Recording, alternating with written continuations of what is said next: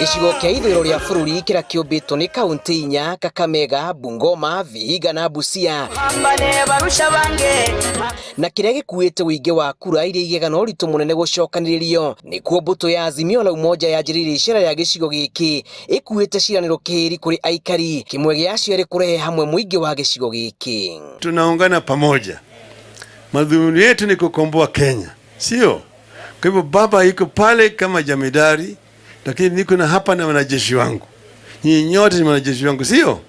Kama nataka tutembee pamoja kama wanazimio, ili tuweze kukomboa nchi yetu ya Kenya. Sasa watu wanasema ati yeye anataka kusaidia watu chini kupeleka juu.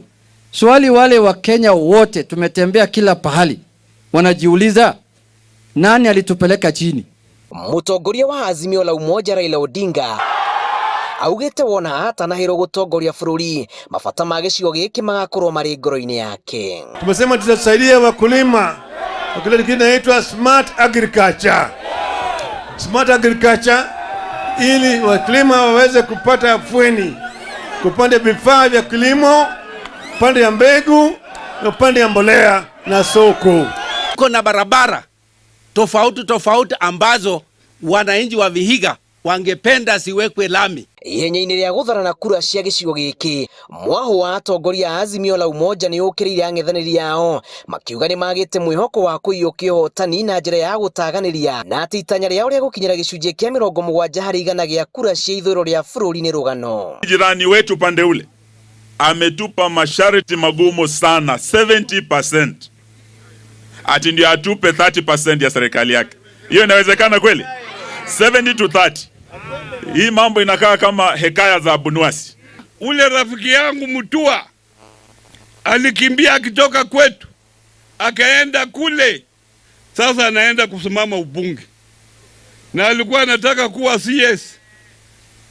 Dalili ni kuonyesha ya kwamba wamekubali wataanguka kura. Niseme asante baba, kwa sababu hivi viti vyote ambavyo umetupea haujatupea masharti yeyote.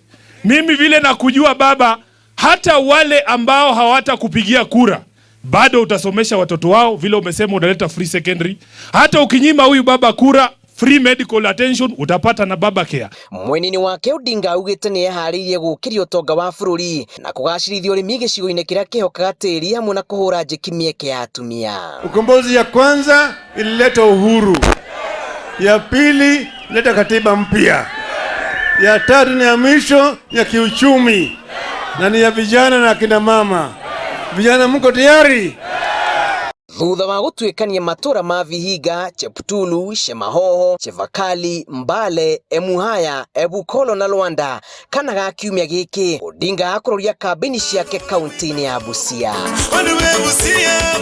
Thikũ 74 iria itigarĩte gĩthurano kĩnene gĩtabanio gũkũ bũrũri-inĩ, o mwaho wa ũteti ndũrate kanya ga kũhungura ituri ciothe bũrũri-inĩ kuha mũingĩ.